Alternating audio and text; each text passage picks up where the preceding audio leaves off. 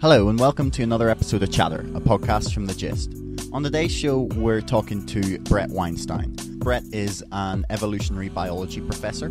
He appeared on Joe Rogan on his own and with Jordan Peterson. And honestly, the interview on Joe Rogan with Jordan Peterson as well was one of the most interesting and fascinating discussions I'd listened to in a long time. And I was really keen to get Bret on after I saw that to talk about the ideas they were discussing and, you know, get his thoughts on a few other issues. We ended up talking about a lot of different things, including the left-right divide, the future implications of technology and how that can impact government, psyops, social media, and the evolutionary implications of the society we now live in. He's a really fascinating guy, and I really hope you enjoy the interview. Today's podcast is sponsored by Unison. They're currently fighting a battle against proposed cuts to the Northern Ireland Health Service, which you can read more about by following the links in the description, of around £70 million. And if you want to support their cause, then you can sign the petition in the link below. That's enough from me, so let's get on with the interview.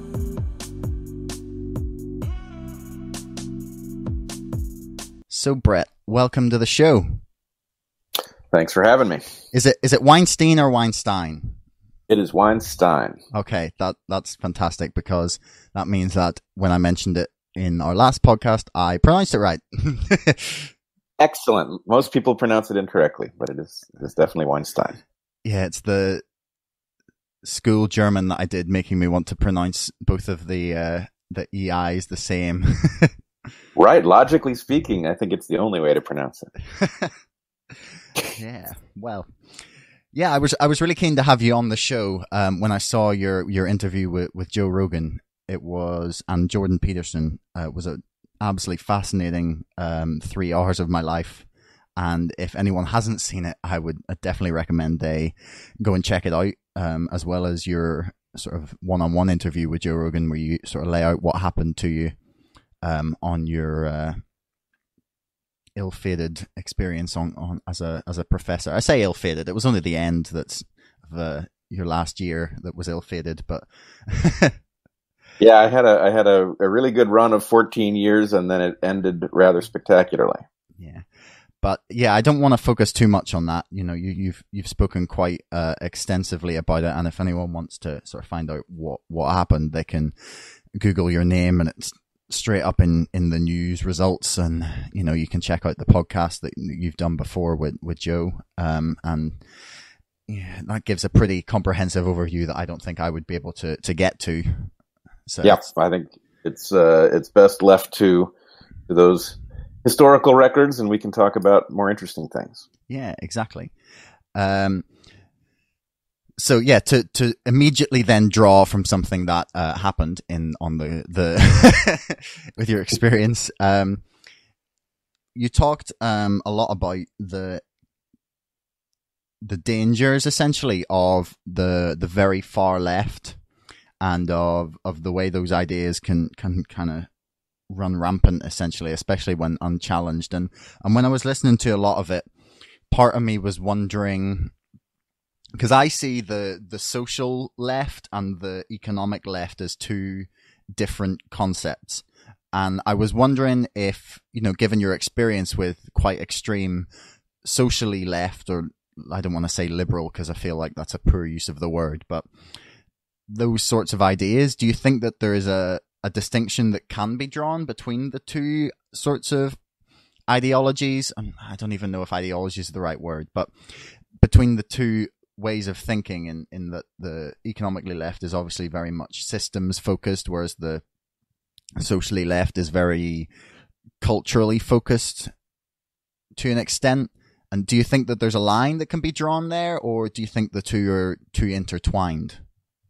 Well, I'm fond of the idea that many ways of viewing something, of dichotomizing a particular system, are useful to a point, and that what we often do is we want to find a way of categorizing something that's just simply correct, and so we fall in love with it when we spot that it reveals something, and then we go down with the ship effectively. So what I would say is there are a number of ways to look at the left-right dichotomy that contains some fraction of the truth, but really at the point that you're paying severely diminishing returns for one particular way of viewing it, you should bail out and check out the next one. So I would say a couple things. One, I'm confused by whether or not the people who believe themselves to be on the far left and are behaving in this very illiberal way really are left in any meaningful sense of the term. What I find them to be is deeply authoritarian. And so one way to look at left-right issues that many of your listeners will have encountered online or elsewhere is a 4-quadrant model in which one axis is left versus right and the other axis is authoritarian versus libertarian. And I would say that the explanation, if you want to understand why it is that I find myself at odds with a bunch of folks who are nominally on the same side of the political spectrum, is that we are at opposite sides of the authoritarian versus libertarian spectrum. And I don't mean libertarian here in the economic sense, because I'm definitely not an economic libertarian, but I do believe that essentially the purpose of good governance is to liberate people. And that where I part ways with these other folks on the left is many of them want to hard code what they see as correct ideas into our speech and our legal structures, and I think it's incredibly foolish and dangerous. So, in any case, I would advise your listeners who find themselves feeling a bit adrift on the left side of the spectrum to look at the other axis and figure out whether or not what's really going on is that they have libertarian leanings and that they're up against an authoritarian left that is not their natural ally. Yeah, it's definitely something that I've kind of come to like fairly recently, in that. So I did a political compass test about 9 months ago and found out that, according to it anyway, it was pretty in depth. So I kind of took its word as being at least like reasonably true, and that I'm a libertarian socialist. And I didn't honestly even think that existed. Right. If you ask Rand Paul, he'd probably have an aneurysm about the idea. But it was something that I kind of came to and figured that, much like you were saying, that there's more of a quadrant to it than there is just a single linear spectrum. And it really sort of made me question whether I believed certain parts of more left-wing ideology, and makes me sit and question them. And like in ways, it's made me kind of look at things differently. In ways, it's made me like reaffirm certain beliefs I had. And it's definitely something that I would like advise. Well, much like you said, advise people to do is kind of like take a really long, hard look at why you believe things. Because I think that the alternative can be quite dangerous. But well, I would also advise one other thing. I've, for the last, I don't know, since maybe 2008 or so, I've been circulating in diffuse circles of people who are trying to figure out how to understand what's going on with civilization and what to do about it. And one thing that I think is very clear when you start seeking out people who are broad-minded about the problems that we face and solution-oriented is that every single person who is serious about solving these problems comes to a place where the slate of things that they come to believe in is eclectic and not described by any label that would be familiar. And I think there's a very natural reason for this, that we are at a point in history where any principled and consistent set of assumptions will lead you to embracing a group of things that don't fly under one political banner, and that's a natural process. So freeing yourself from feeling like if you believe X, Y, and Z thing, and that aligns you with these folks, that you should probably believe the other things that they espouse, that's almost certain to be wrong. And feeling okay about that is important. Yeah, it kind of goes to it runs counter to the whole. especially on the left almost, and on the right to an extent, but maybe it's just that I'm not as in tune with right-wing thinking as the left, but is the whole purity test idea that we're seeing a lot. And I find that a lot of sort of critics of the left, especially in American politics, and actually we're having a reasonable amount of it in the UK as well, is that they demand too much of their representatives, and they have to agree with this sort of carved in stone list of ideas that, well, to a lot of people on the left is just the manifesto or list of policies of Bernie Sanders. Right. But I find it odd because he personally, I think, is quite, whilst he's very principled, he's quite malleable in what he's willing to push forward in order to achieve at least some sort of progress. And personally, I think that's a fantastic mantra to take. But when you were talking about people that more authoritarian side, about people coding things, or well, trying to push things into the way we interact and the way we speak and the way we even move our hands, as you find, I find that anything that tries to censor what people are saying, it should just leave alarm bells ringing, just beyond belief, because, you know, if people can't say things, they can't be told that they're wrong. And I feel that I'm not sure if we've seen, and this is one of the questions, I had quite a lot of questions along this sort of line, but do you think that there is an evolutionary equivalent of attempting to stamp out a sort of speech or action in something, or is this kind of a very unique construct that humanity has arrived at in the last 10, 15 years? There is what I would describe as a natural tension between orthodoxy and heterodoxy. And what I would argue is that tension is actually an ancient evolutionary tension, and that there is a time and place for both of these things. Orthodoxy is useful when you are in circumstances that your ancestors, especially your immediate ancestors, understood very well. At that point, it's not a time to upend functional systems. It's a time to refine them. And so there's a way in which it becomes counterproductive to be too far afield from what is working. And then there's a point at which things become incoherent for one reason or another, and heterodoxy is the place to find the new answers. But heterodoxy is, we should have trepidations about it, because most heterodox thinking is probably wrong. And so it is not simply that, you know, when things are no longer familiar that one should embrace heterodoxy, because the question is which heterodoxy. So anyway, what I would argue that we are seeing is a kind of conservatism, and it's ironic that it's over on the left, but that happens, or at least it's ironic in light of what the left recently was, because traditionally it has embraced heterodoxy. But at the moment, what we've got is a left orthodoxy trying to silence left heterodoxy, and it is exactly the wrong moment. I mean, it's really it's absolutely an existential threat to the left. It's not good for the right.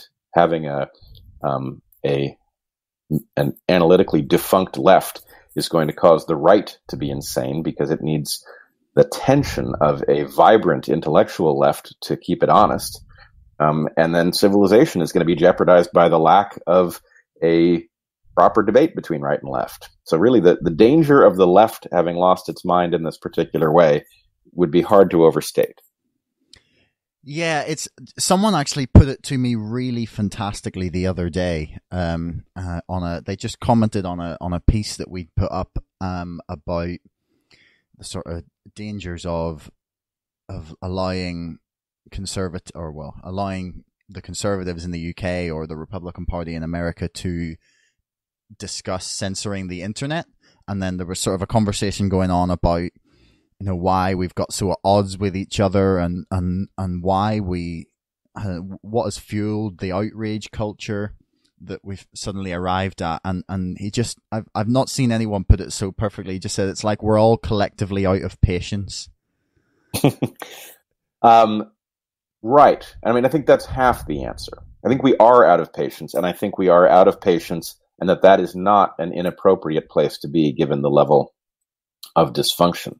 The problem is we are incoherent in our response to being out of patience.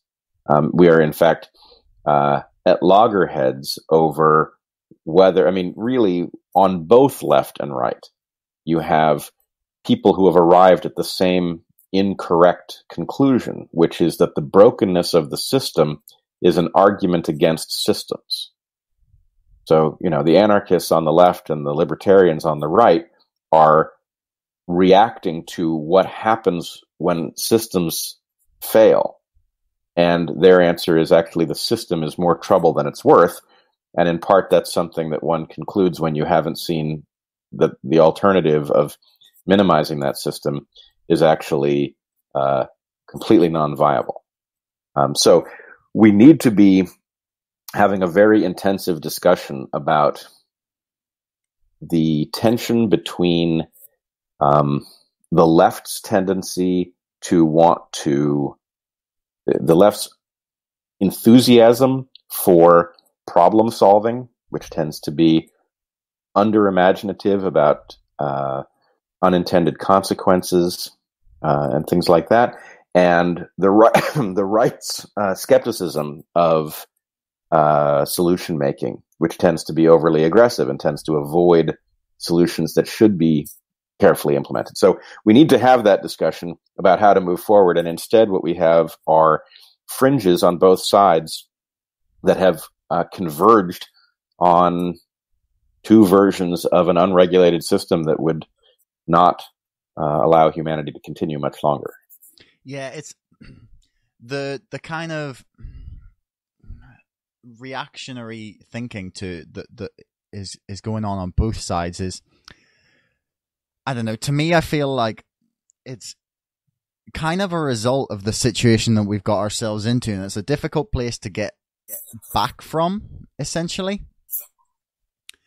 Like, I have a theory that almost all political sort of outrage and distress and dysfunction in the world can be explained to an extent by economic hardships and economic distress. And for example, something I've noticed is that in the UK we have a thing called Prime Minister's Questions. So every week in Parliament, when it's in session for an hour or hour and a half, the Prime Minister and the leader of the opposition for most of it are going back and forth, just sort of anyone in the Houses of Parliament in the Commons can put forward questions to the Prime Minister, but it ends up mostly being a back and forth between the leader of the opposition and the Prime Minister. And I used to find it really entertaining to watch, and really, really just, I don't know, a good debate, good politics. And it wasn't always about anything substantive. It was a lot of point scoring and a lot of jeering, but I've got to the point where I just can't quite watch it anymore. I get angry and have to turn it off, because the leader of the opposition will say, what are you going to do about outrageous student debt? And the Prime Minister will start talking about how 20 years ago his party brought in tuition fees. And it's like, but stop giving such trivial answers to like genuine, serious issues that we have. And it just, like, I was trying to sort of get a grasp on how you combat these serious problems in systems without becoming just an angry man who can't have a reasonable discussion. Well, I mean, I think the thing is, reasonable discussion is still possible.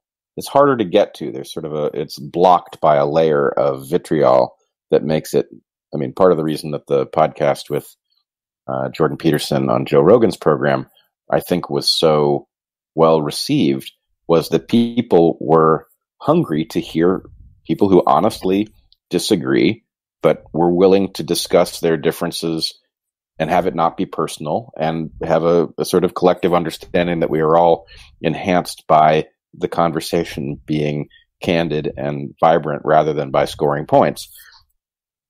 So I think the problem is that our political systems have so much at stake that effectively they cannot afford to be candid. And that's a danger to us. I think we have to address the fact that the political systems, which is where solution making is supposed to occur, is actually maybe the place where it is least likely to occur, because that which is to be won and lost cause no opportunity to play gotcha with your opposition to be bypassed. So that's really something for us in the public to reckon with. That the systems, and in large measure, we're talking about systems that were built out of 18th century materials in many cases, or even earlier in some. There's no reason to expect those systems to function in the internet age. And I don't think we should be shy about the idea that in order that we all stand to lose a great deal and maybe everything if we do not retool the system so that it can foster honest discussion about a path forward that, if we're frank, everybody will realize nobody knows what that path is. Frankly, my personal rule is that anybody who thinks they know the answer about what we're supposed to do next in a general and complete sense, they're not even in the discussion. You first have to realize how new and complicated our predicament is before you're even ready to talk about what we might do next. Yeah, we're in an odd time, and I actually wanted to get to sort of the ramifications of technology, but before we kind of get to that, I was wondering if you had an opinion on the effect of, so there's a lot of suggestion that the Russian sort of hacking of the election, to an extent, wasn't through fake news, as is what's been sort of promoted as the reason that I hate the word hacked the election, because it just makes me imagine some person at a computer next to the voting machines, and I'm like, well, that's probably not what happened, let's be quite honest here.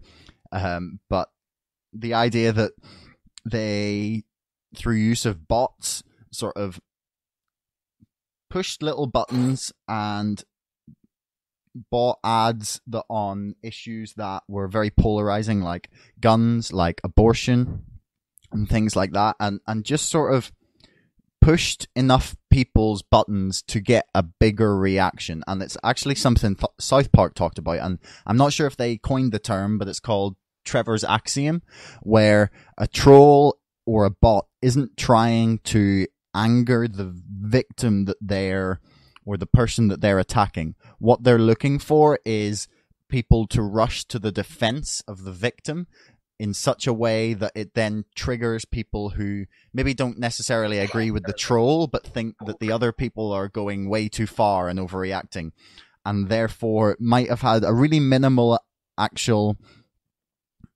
amount of people or money being spent on bots and on trolling, but the impact was sort of grew exponentially once you get that sort of critical mass of people shouting at each other. And it's actually something that has come out recently that the UK government are spending money on psyops in other countries, in sort of posts and bots, and it's something that is becoming understood to be quite widely used by a lot of people in order to manipulate things, even like Reddit or Twitter. And I was sort of wondering what you felt the implications of that were, and what either sort of not end game is, but sort of where you think that might push us, and if you thought it was even a legitimate concern. It's beyond a legitimate concern, but there is also something surreal about the way it is being discussed and focused upon. So it's going to take a certain amount of willingness to. I'm going to put my neck out here a little bit and talk about this Russian hacking stuff and what's wrong with the analysis. Okay, that's fine. You're not the first person we've had on who's disagreed with any mainstream analysis of. We had someone on. We had Elizabeth Voss from Disobedient Media, who was incredibly critical of the coverage of the Russian story. So, well, yes, I mean, there's lots of criticism, but the problem is the danger of saying what needs to be said, I think, is substantial. But I'm gonna take a crack at it here because I think it's important, and let the chips fall where they may. There's obviously something troubling, if you believe in democracy, as I do, in a foreign power manipulating an election. There's also something duplicitous about the presentation of this as Russian hacking, because the idea of Russian hacking has been sold far beyond the evidence that an actual hack took place. In fact, the distinction between hack and leak is a very important one that points in some kind of frightening directions. In other words, a hack, Americans are so primed, especially Americans my age or older, are so primed to view Russia as this boogeyman that it is an obvious mechanism whereby Americans can be manipulated into behaving in ways they would not otherwise behave because of fears that are built around having grown up during the Cold War. But here's the thing that I'm troubled by. A foreign power manipulating your election. Let's just acknowledge that probably some kind of manipulation took place. Okay. It could just be the shaping of conversations with sock puppets online or something like that. That is not desirable. It is a corruption of democracy, and therefore it is something to be guarded against and discussed. On the other hand, let's talk about what Russia's interests were in this last election. Russia could have simply wanted to turn the United States into a client state. It could have had something on Trump and wished to get him elected so that its leverage could be useful to it in some sort of cynical way. It could also legitimately have feared Clinton's warmongering and wished Trump to be elected so that Clinton did not push Russia and the United States into a needless and extremely dangerous conflict. So that is actually a place in which the Russians might have been aligned with the interests of Americans who do not want to pay for a very expensive new Cold War, nor do they want to run the risk of getting into an unpredictable conflict with a ferociously powerful nuclear state. So we don't know. We don't know what happened, and we don't know to what end, if something happened, to what end it was. On the other hand, what we Americans do know is that our elections have been compromised by very powerful domestic economic forces for much more than a generation. And so I guess my question would be, when investment banks or oil companies corrupt our election, we can be pretty sure that they are corrupting our electoral process, whether they do it through legal means or not, and typically it is legal, which I think is neither here nor there. When they manipulate our elections with huge amounts of cash designed to sway our choices, we can be pretty sure that they are not trying to sway us in the direction that is healthy for us as a population. They would not need to spend that money. If the argument was the policies that they... What? Really? Sorry. The oil companies don't have our best interest at heart? What? All I'm saying is that there is a... Well, but I mean, just realize the distinction I'm trying to point out. No, I know. It is possible that if Russia was trying to manipulate our election, it is possible that they were trying to manipulate us against our own interests, and it is possible that they were actually trying to avoid a war that is against their interests, against our interests, but for some reason might have been, the kind of thing that Clinton would have risked. And so I think, the point I'm trying to make is not that there is nothing troubling about Russia manipulating an American election. I'm very troubled by the possibility that happened. I'm also troubled by the fact that there's been a lot of ink spilled on it with much less evidence than I would have expected to see.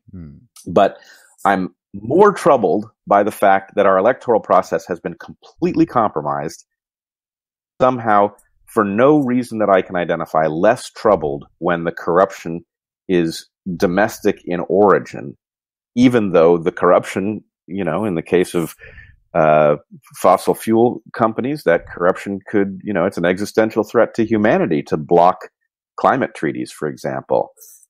Or, when it's investment banks, the financial collapse of 2008 suggests that there's a tremendous hazard to us in investment banks guiding policy to their own betterment, that this comes at huge public expense. So I would like us to become focused on the fact that our electoral systems are not capable of dealing with the modern era. And that does expose us to foreign powers manipulating our elections. It also exposes us to equally or more dangerous domestic powers manipulating our elections. And really, we need a rethink that solves the larger problem of how do we make democracy function in a technological age like ours, rather than focusing on the foreign Russian aspect of it in particular.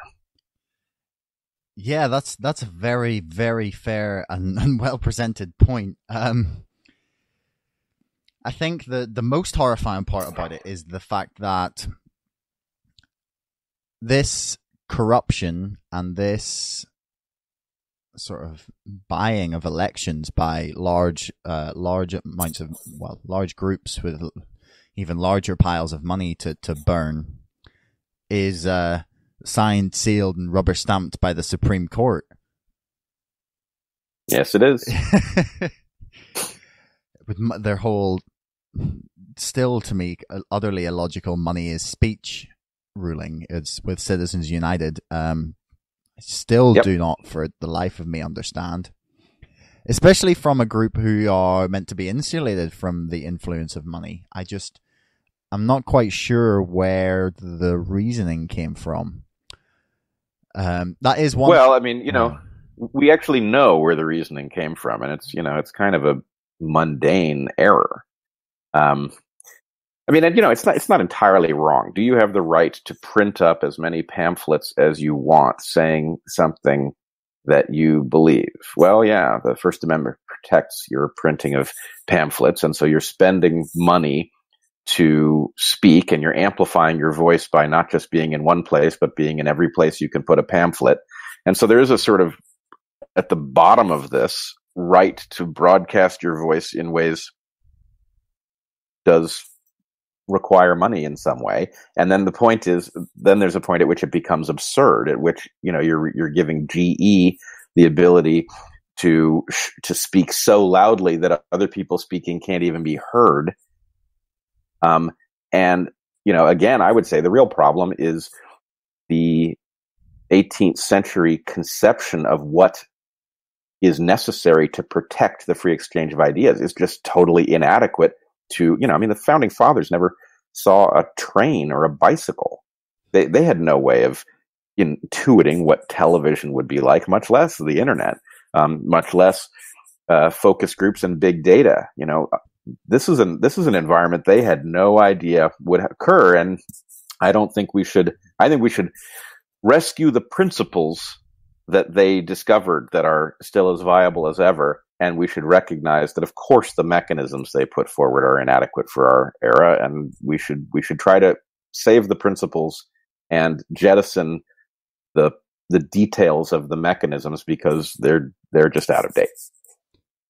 Just before we move on, how would you suggest that we begin to re-examine the systems?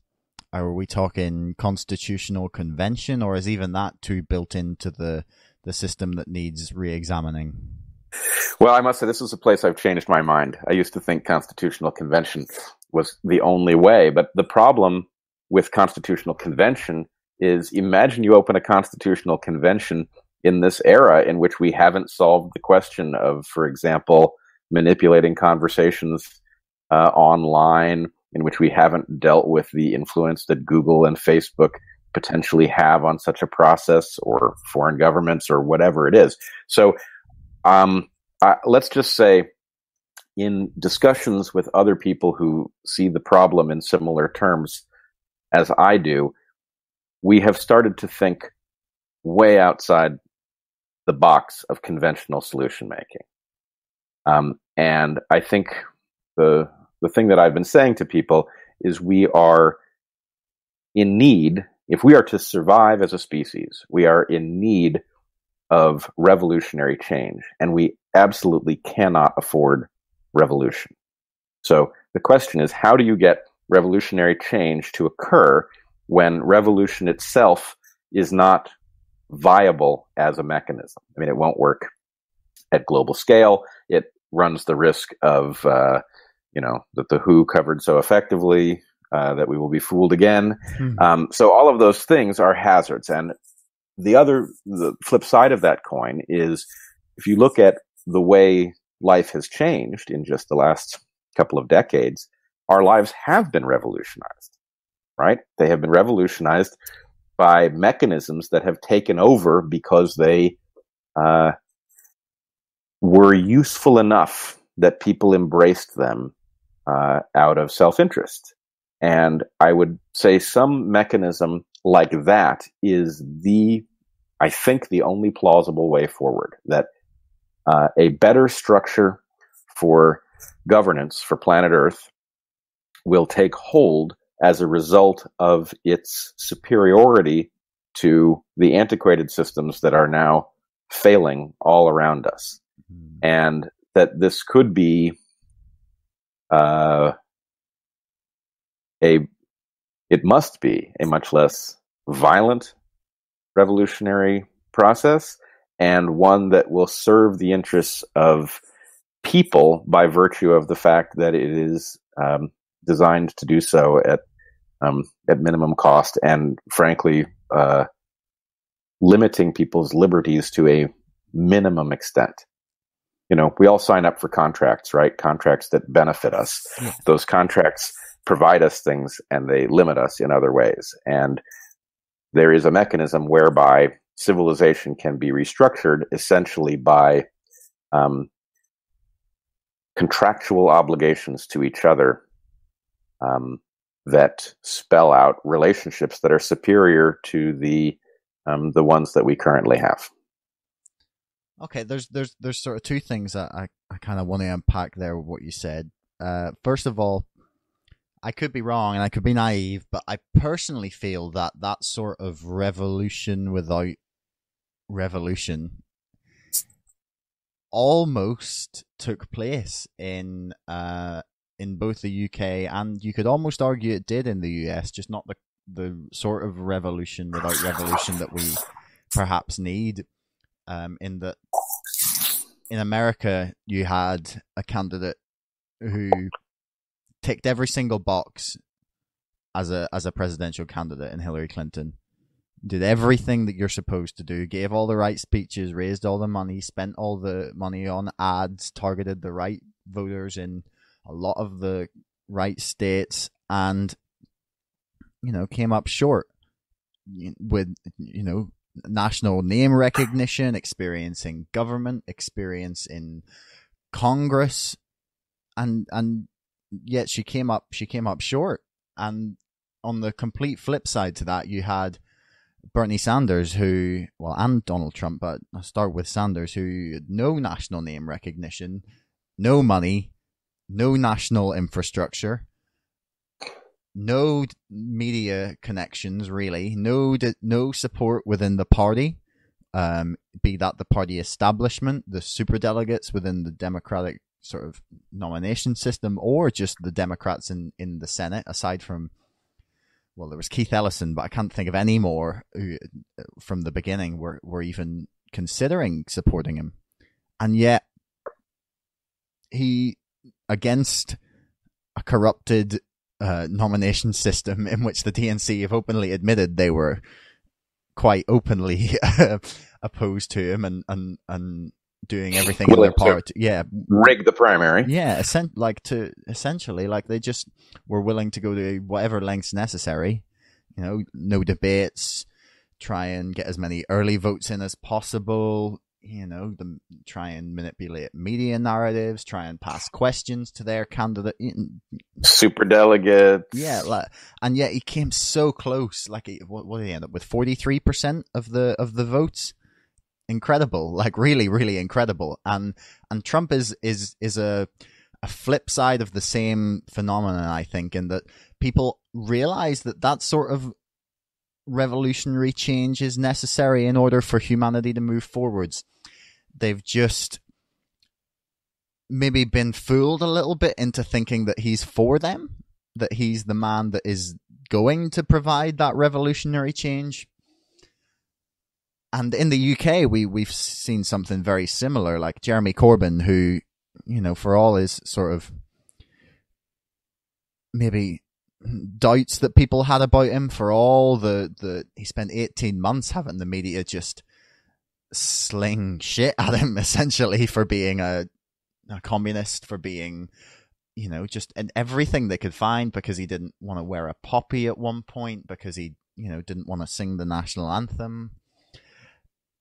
Just lots of ridiculous things that seemingly don't really mean that much for trying to reform the system. And he had most of the establishment have his party against him, and he is now stronger than ever. Like the last election, just he suddenly rode this wave of people realizing that change was required, and he was the most viable choice for that change. He didn't quite get over the line in the election, but post-election he's continued to enjoy a bounce. And I'm pretty sure if there was an election held, as he would like, next month, that he would be looking at potentially being our prime minister. And I feel that we're maybe a lot closer than people realize to that change, to kind of make my point. In one way, yes. And in another way, no. I mean, I think this is, you've hit on exactly the right point. So in the U.S., what we had was two insurgencies. We had an insurgency on the left and an insurgency on the right. The DNC barely defeated the left insurgency with all sorts of skullduggery and ugly tinkering. Yeah. But nonetheless, they defeated the left insurgency, and that left the right insurgency as the only insurgency on the map, which caused it to win. And it's because it's an insurgency built around effectively a cult of personality, where the personality in question doesn't appear to be especially public-minded, and I mean, is in fact the opposite, that it's not going to result in the kind of transition necessary. But here's the frightening part. I think if the left had failed to defeat its insurgency and Bernie Sanders had won the nomination, I think there's a very strong likelihood he would have won the presidency. And I think there's a very strong likelihood that nothing important would have changed. That's my fear. And so what I'm go ahead. No, I was just thinking that's a scary thought, but keep going there. Sorry. But I think this is really my point, is the structure is now, for a couple of different reasons, incapable of being changed through standard mechanisms. And so, I'm not in complete agreement with Bernie Sanders, but he was the only honest candidate in the race. And I do agree with him on a great many things, including some basic value stuff that I think does rise to the highest level of importance. Yeah. But, so I was very supportive of Sanders, but I was under no illusion, and I would have easily predicted that had he been elected, he would have been frustrated by mechanisms that effectively, through one means or another, have made meaningful change almost impossible. And at the same time, what we have is meaningful change arising through other mechanisms, but not in the public interest. So cell phones or smartphones have changed the way life works. They've changed it dramatically, but they didn't do so in the public interest. We got a lot from the transition, and we've given up a lot for the transition because it was privately motivated. So my point would be, any way we come at this, I think we're going to arrive at the same place, which is the systems that we are stuck with have honorable values at their core, They have some other stuff that isn't honorable at their core, but they are simply a terrible match for the technological age that we exist in. And somehow we're going to have to utilize mechanisms that exist outside of those structures in order to restore human well-being to the primary objective of the systems that govern us. Unison are currently challenging all 5 health and social care trusts in Northern Ireland to refuse to make further £70 million cuts demanded by the Department of Health. Unison are demanding that the trusts now say that they will not implement the cuts that have been demanded halfway through the financial year, because most of the services that they're proposing to make cuts to are already at breaking point. They feel that there will be unacceptable waiting lists that will get even longer, and patient care will suffer as a result of these cuts. If you want, you can check out the speech that Stephanie Greenwood, the Joint Branch Chair of Unison, gave at a local consultation that we attended, and you'll be able to read more about the proposed cuts in an article we'll be putting out later in the week.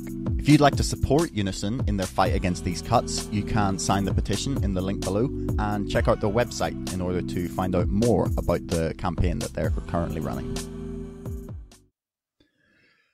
Yeah, that actually kind of brings us on to another point I wanted to make. So it's kind of 2 questions in one. The first of is kind of going back to something you mentioned there about the need for outside forces to change the systems that just because of their convenience and their sort of adoption just through its utility in other assets, not necessarily just to the way it can change the system, but the other benefits it have, isn't it?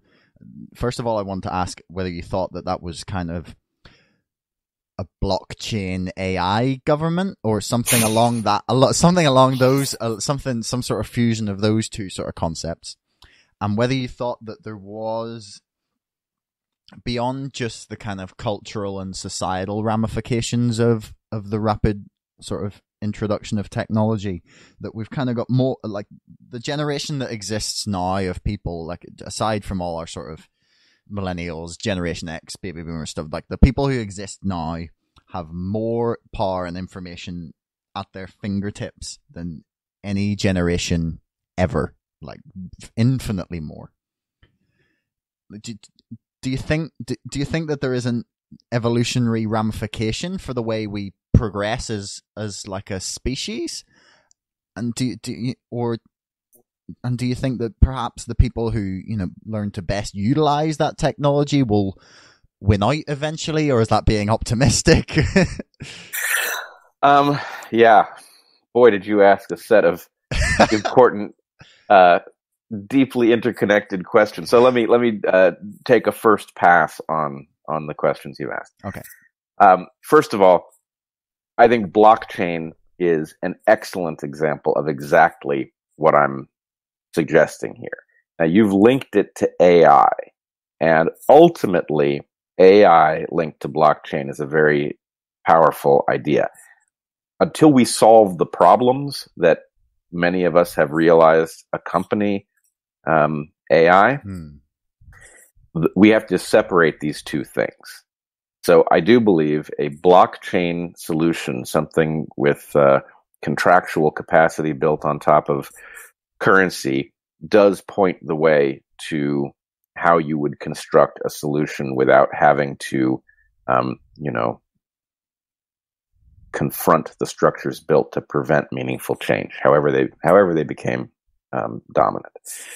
So yes, blockchain, AI, maybe eventually, but boy, you don't want to go that direction haphazardly. No, that's a whole other kettle of fish, really. Yeah, I mean, and in fact, we are going this way haphazardly because the algorithms that are managing our search and our news feeds it's the paperclip problem in another form, where because it's not physical robots, we don't recognize that the paperclip problem is already occurring.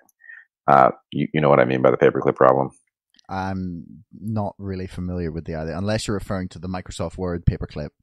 No. Well, I mean, that one, I think that was nature's way of warning us what's coming. But in AI circles, there is just a thought problem that is used to illustrate the danger of AI getting away from you, which is somebody tells some artificially intelligent entity to make as many paper clips as possible, and the AI takes it literally and starts dismantling the universe to make paper clips, and then you say, oh, wait, no, that's not what we meant. We meant make as many paper clips as you can do at blah, blah, blah, and it regards the attempt to reprogram it as in conflict with the mission of making more paper clips, and, so anyway. Okay, yeah, no, I'm familiar with the problem, just not the term, but okay. Right, okay. So anyway, my point is, this is actually kind of happening with search algorithms and things, where we do-gooders are trying to adjust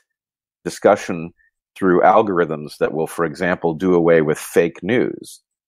But then you would have to define fake news, wouldn't you? And the point is, you're going to have algorithms deciding what's fake and what's real. And the problem is, how do you protect the rare, deep truth buried in heterodox space from an algorithm trying to protect people from stuff that's not right? But in fact, it's just ahead of its time, so you can't tell it's right yet. So anyway, blockchain, yes.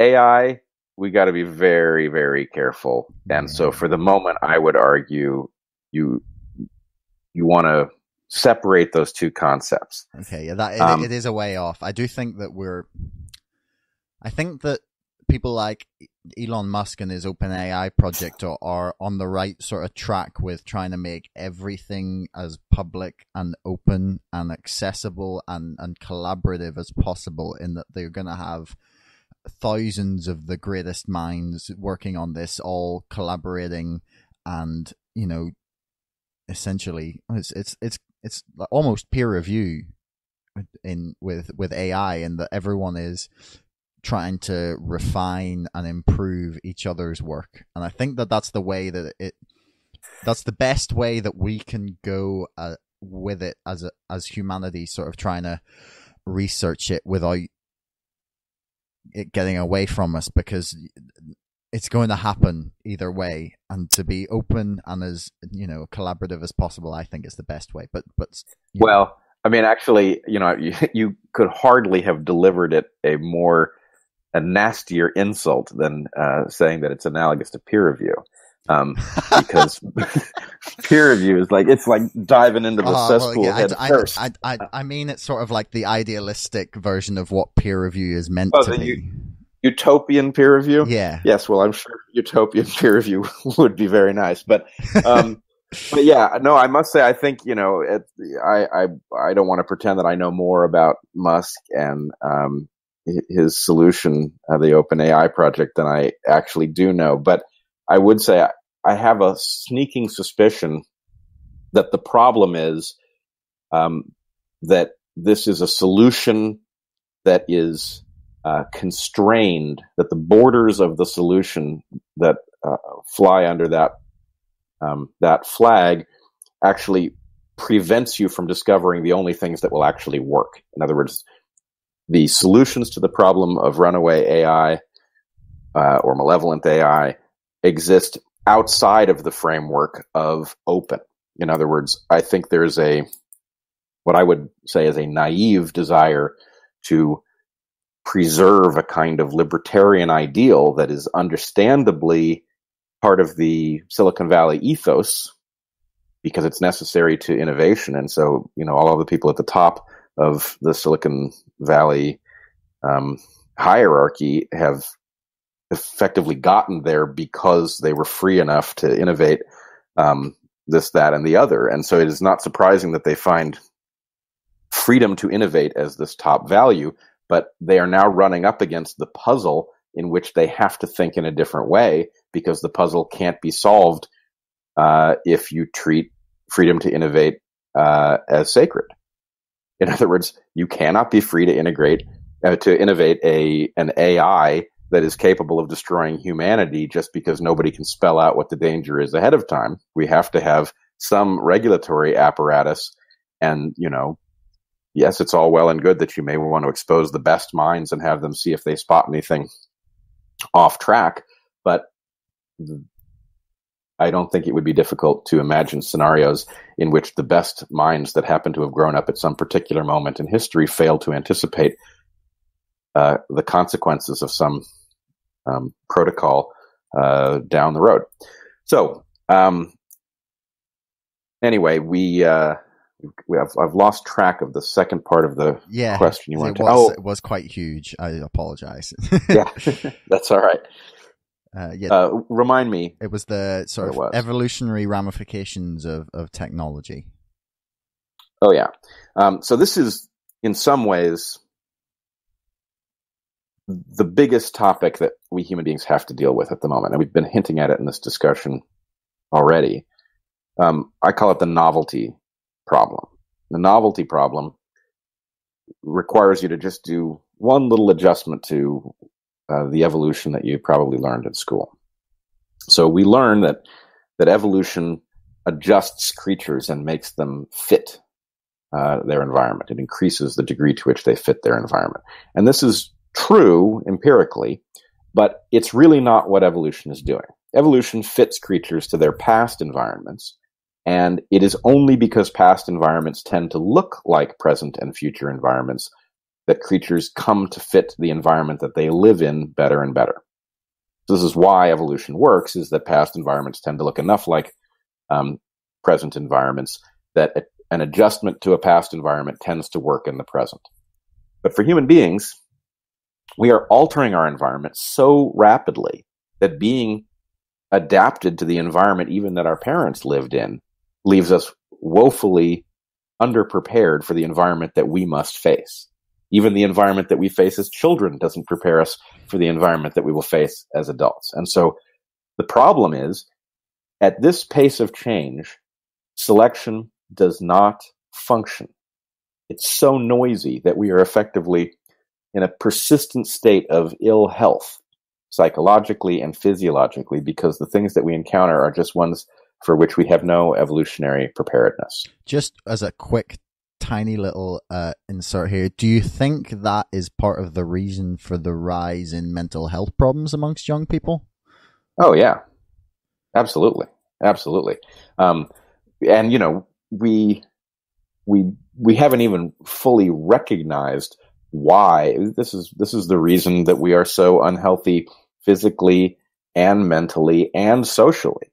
All of our systems are out of whack because the influences are just ones for which we are neither evolutionarily nor developmentally prepared. And so the consequences of interacting with such stuff is arbitrary.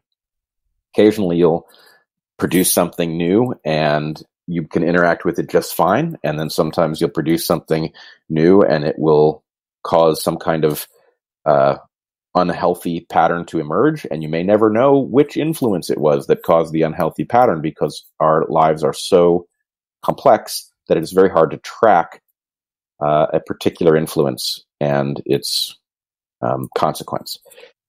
But in any case, we are going to have to rein in the pace of change if we are to restore healthiness at all of the levels that we need to restore it: physiological, developmental, and social.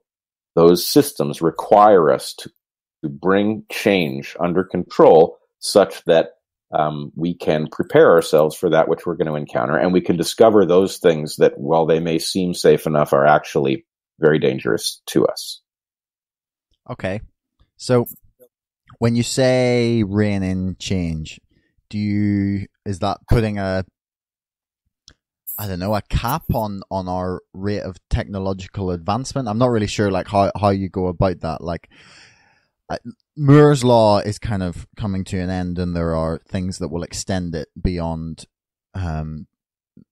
what is kind of capable at the moment in terms of like processing sort of efficiency and that sort of thing in terms of computer speeds. But and that's the only real like very physical measure that I can think of just off the top of my head of the advancement of technology. I think it's a reasonably good metric for sort of assessing the level of change that we've had in terms of sort of technological advancement. So when you say you want to rein in the amount of change, where do you even start there?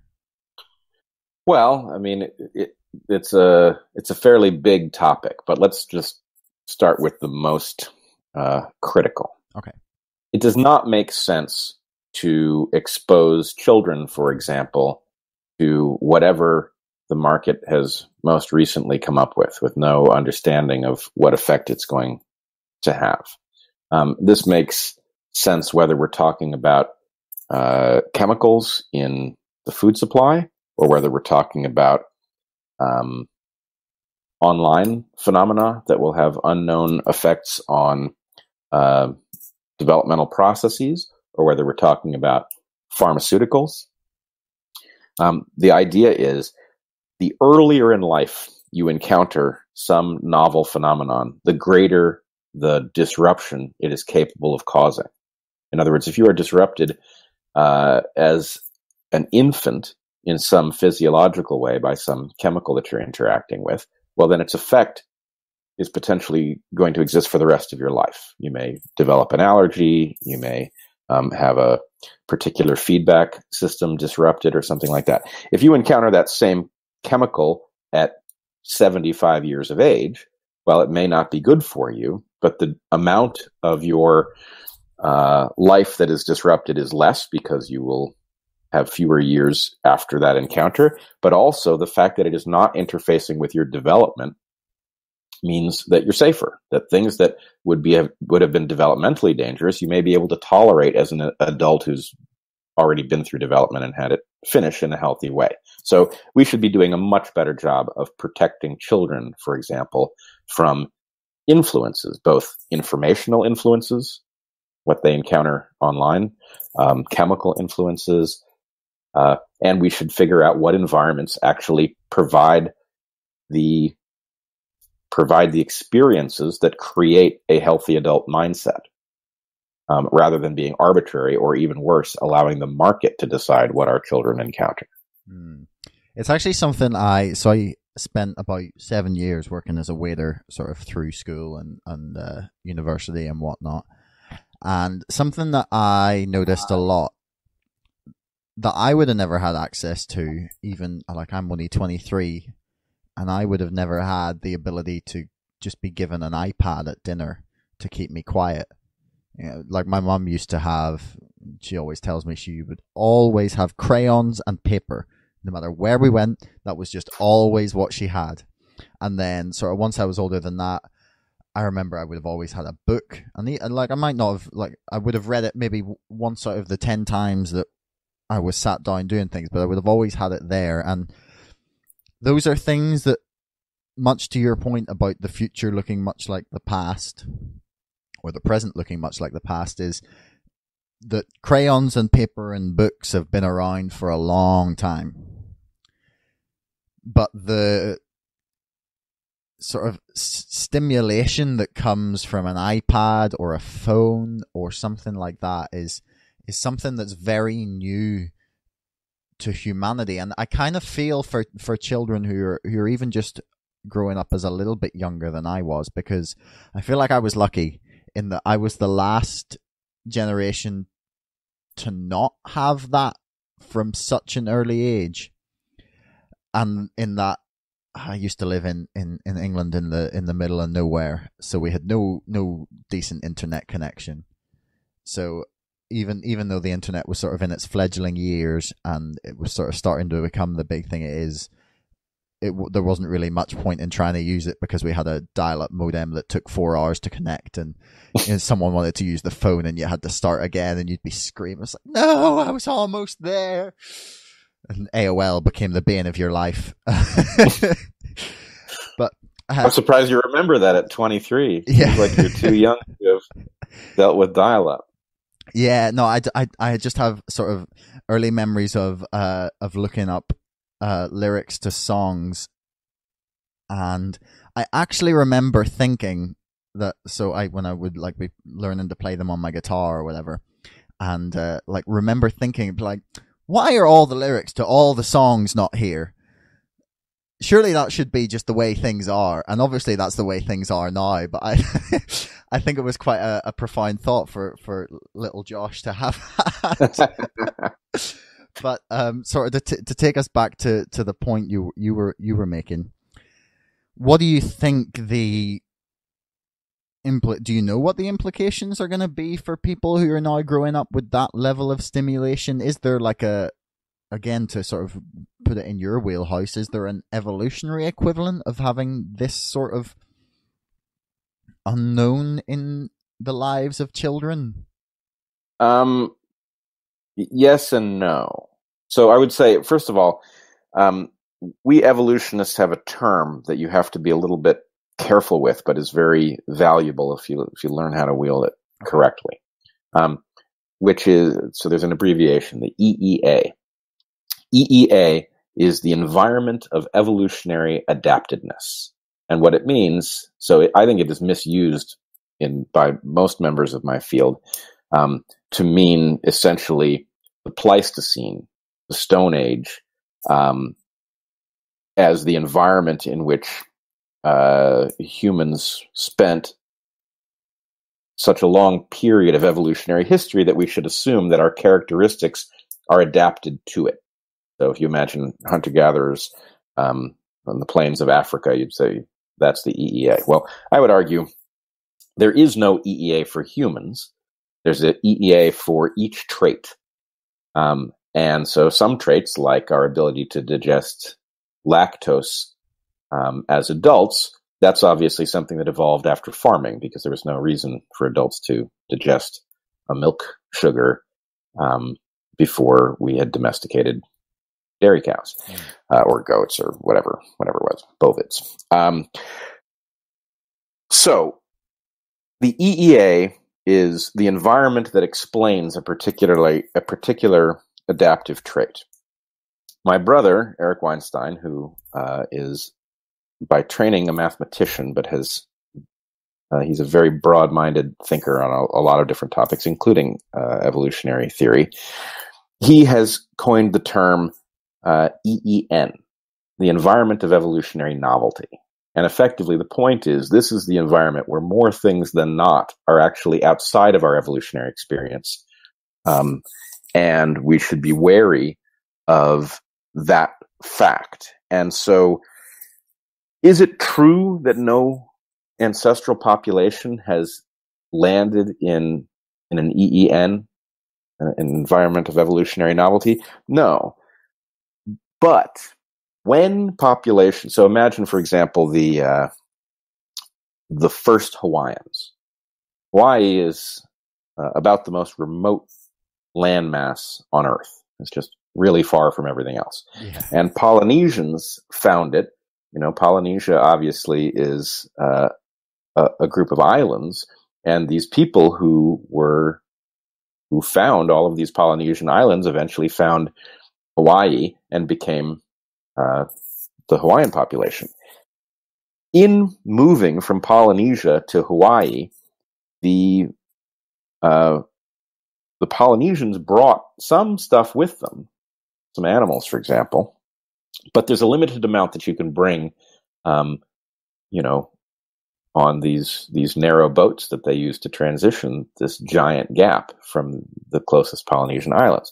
So Hawaii was an evolutionarily novel environment for the Polynesians in most regards.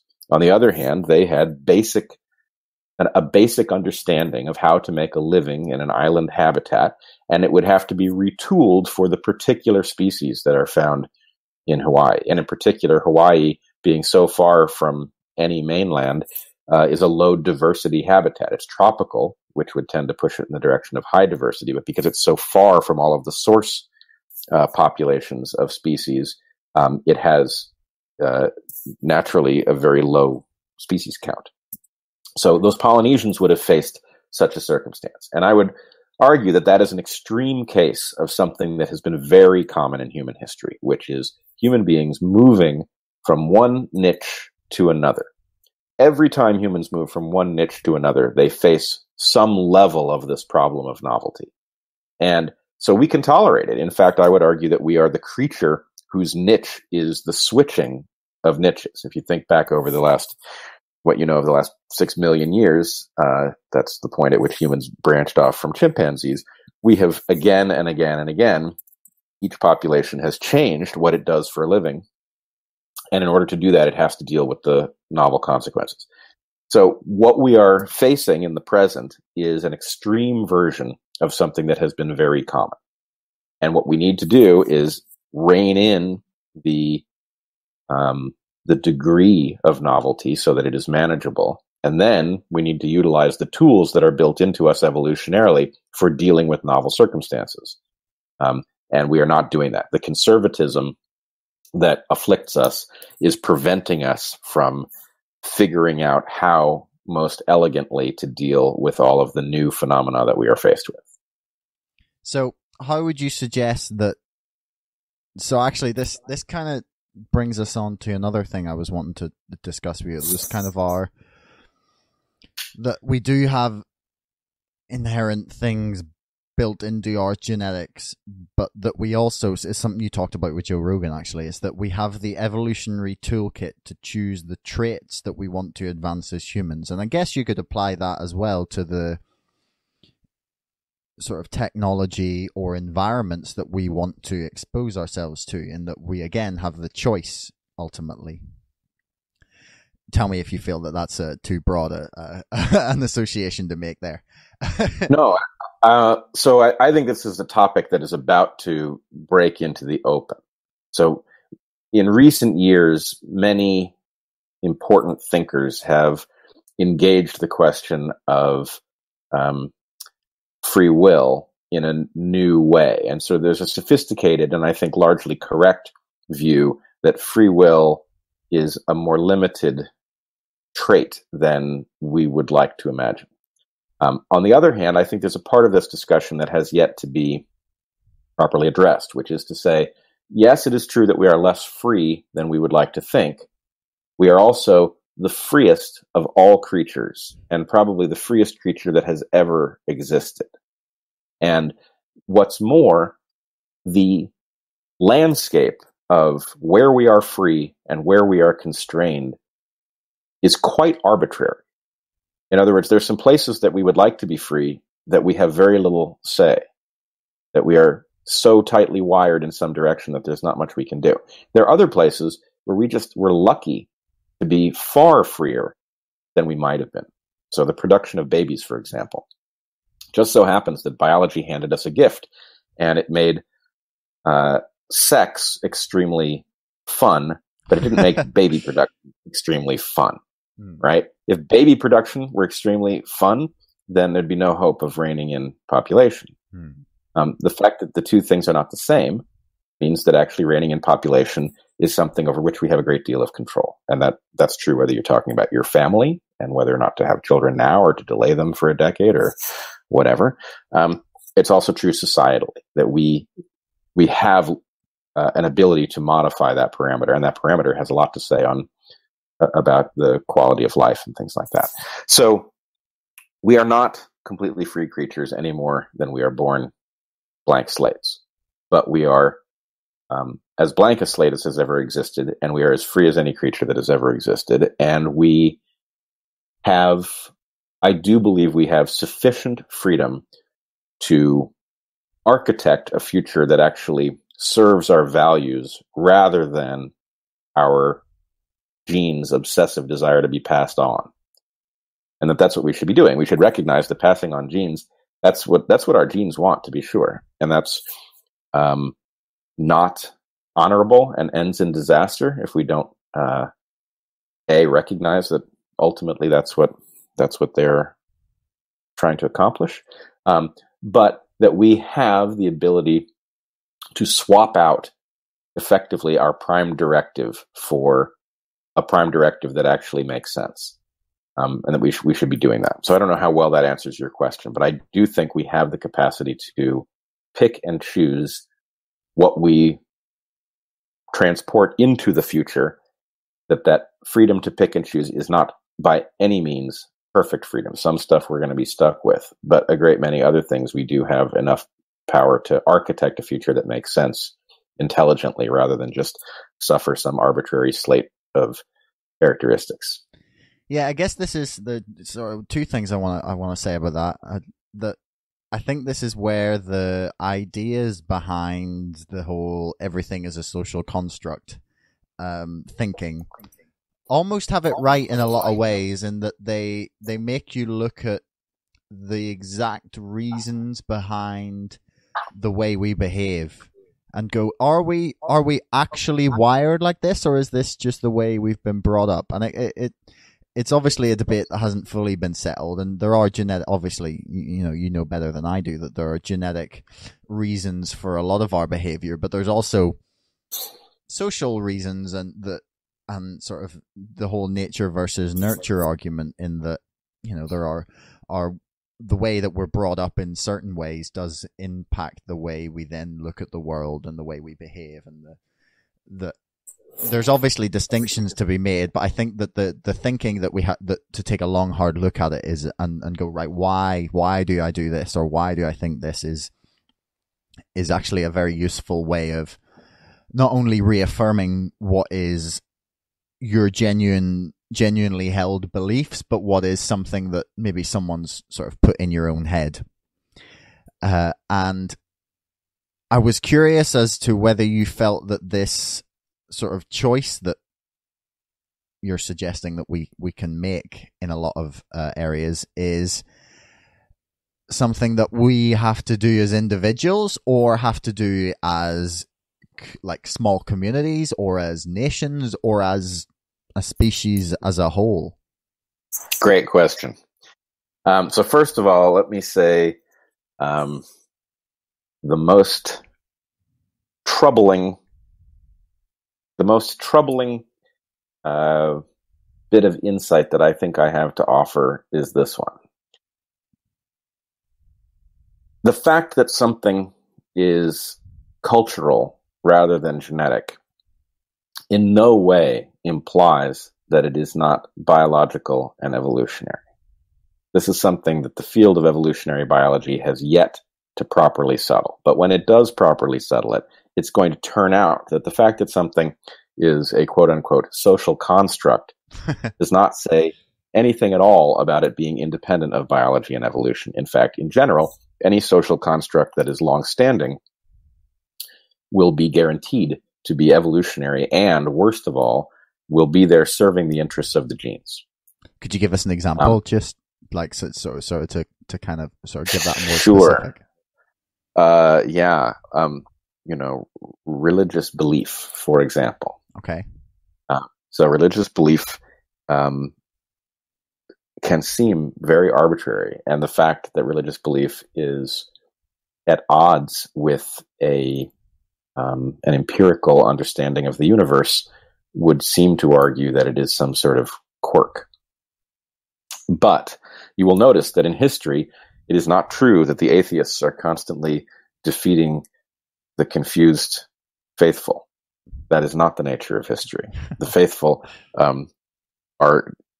there must be atheists in every population at all times, but they are constantly being displaced by the faithful. And so the point would be all of that stuff, and this is part of what we talked about in that podcast with Peterson on Joe Rogan's show, the beliefs that are being espoused by people of religious faith are beliefs that have placed the populations that espouse them at some kind of advantage. And what kind of advantage? Well, it's put them in a position to spread the genomes that hold those beliefs, even though the beliefs can be swapped out. The genome, if you're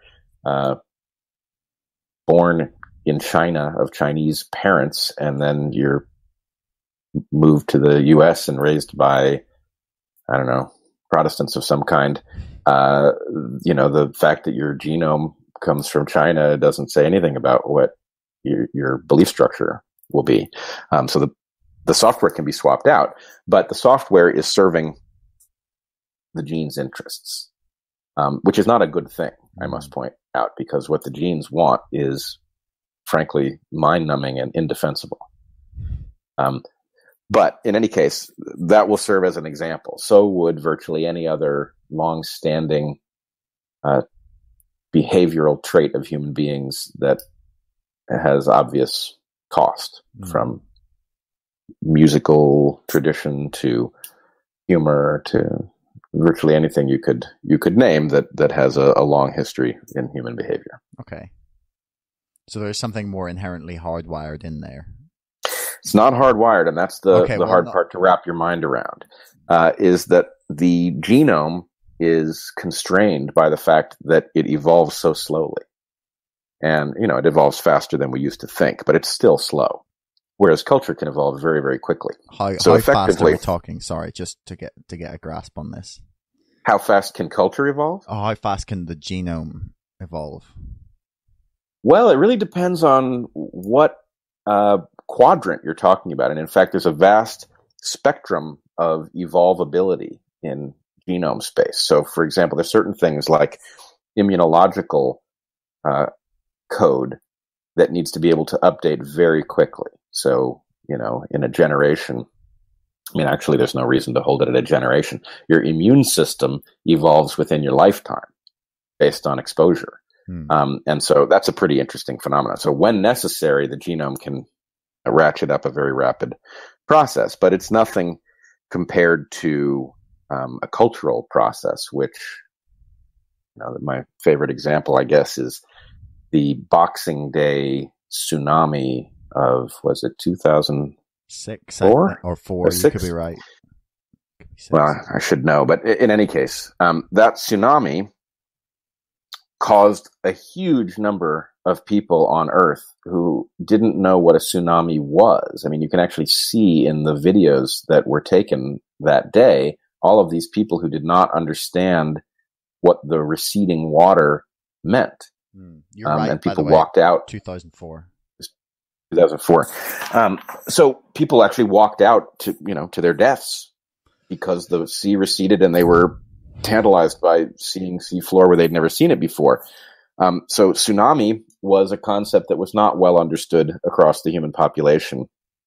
But within 24 hours of that tsunami having occurred, in every corner of the globe that had access to the internet, people were pretty well versed in what a tsunami was and how to recognize the signs that one's coming.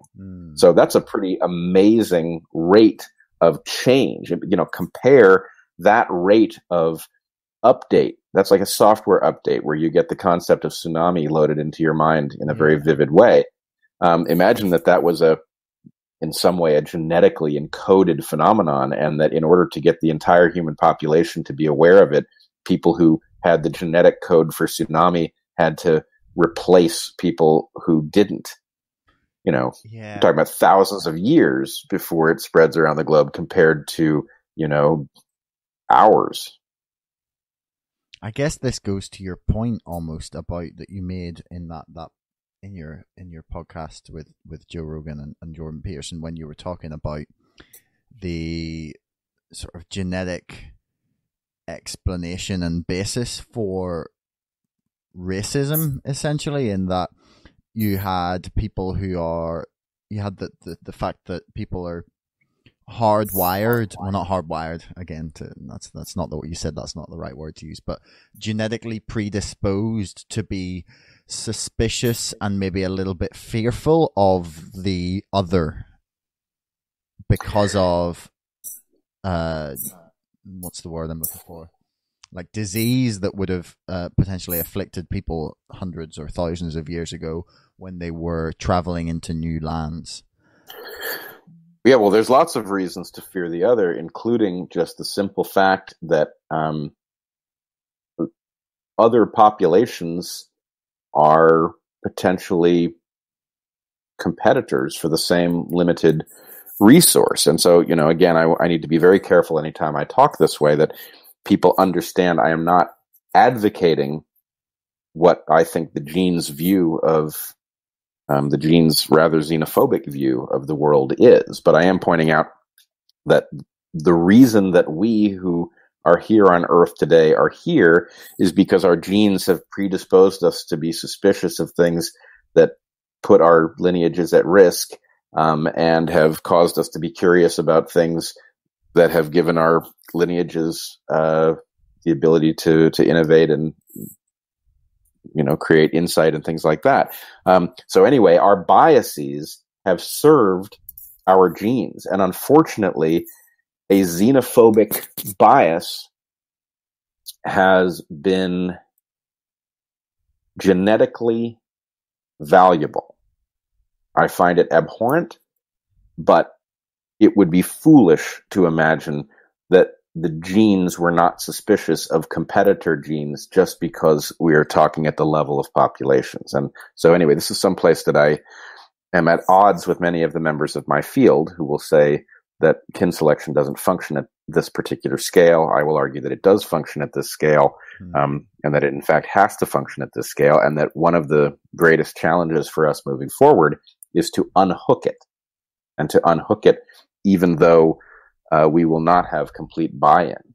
It would be nice if humanity could decide together to get over its xenophobia, but that's not likely to happen. And what you don't want to do is have us enlightened folks give up our xenophobia and then be defeated by xenophobes who resisted the temptation, right? So anyway, that's a big challenge.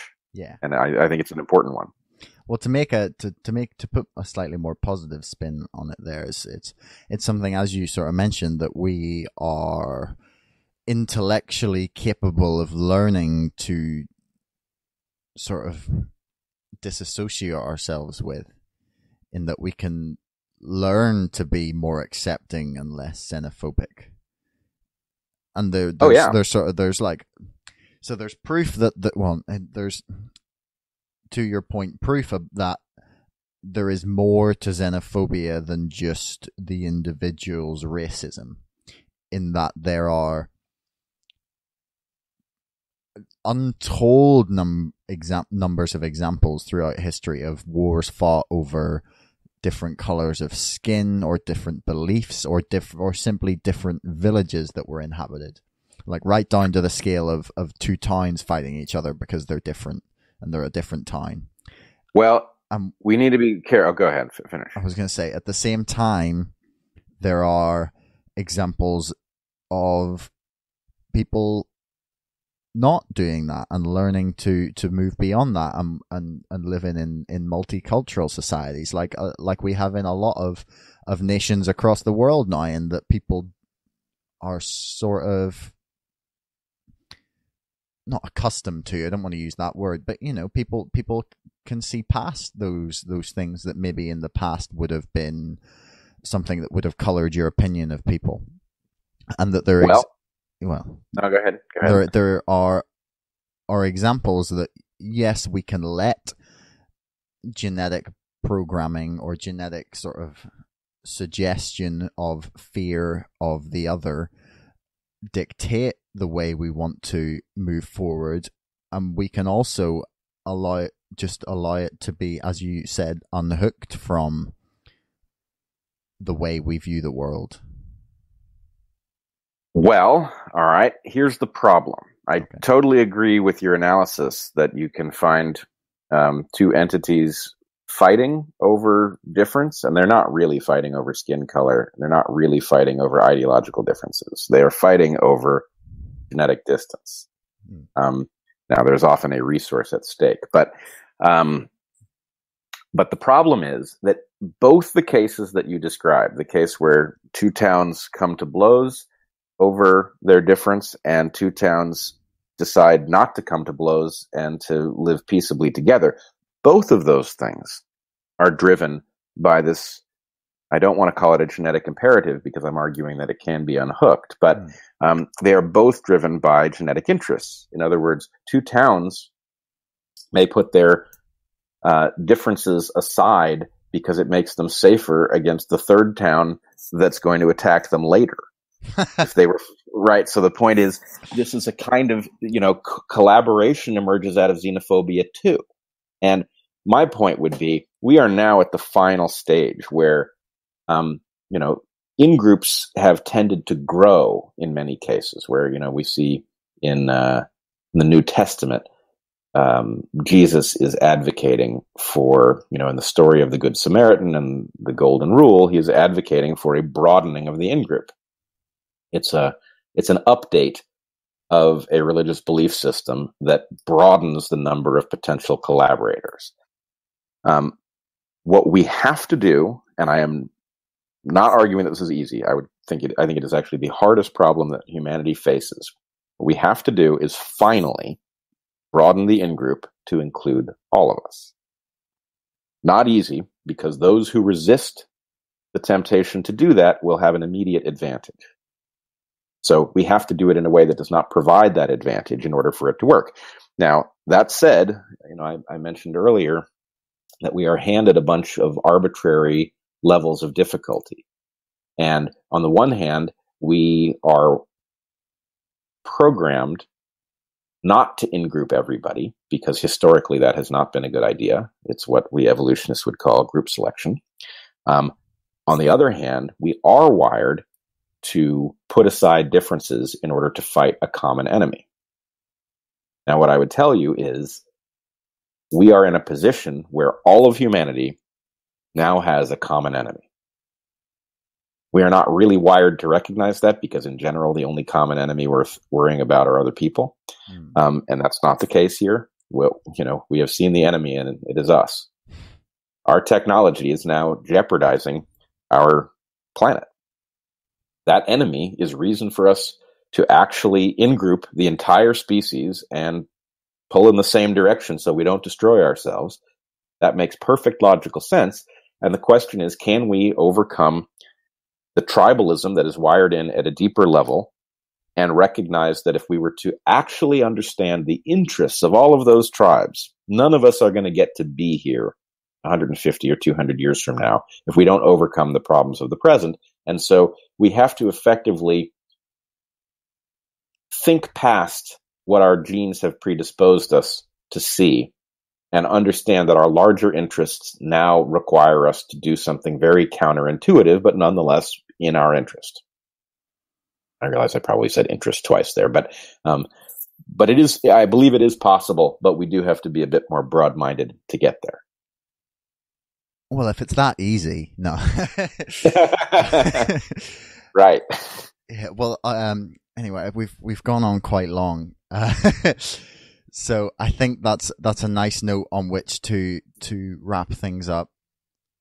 But yeah, I've really enjoyed chatting. And thanks for coming on the show. Thanks for having me. This has been great. It's been a pleasure. All right. Thanks very much for listening. I really hope you enjoyed listening as much as I enjoyed talking to Bret. He's a really brilliant guy. If you want to sign up to Bret's free primer on evolutionary thinking, you can do so by following the link in the description. And you can find a link there to sign up to subscribe to our podcast on Apple or wherever you get your podcasts to make sure you don't miss out on more interviews that we're doing. Later in the week, we've got Callum Curry from SUST, which is a new market research and polling firm based out of Northern Ireland. And that's a really interesting conversation. So make sure you sign up if you want to hear that. Until next time, thanks.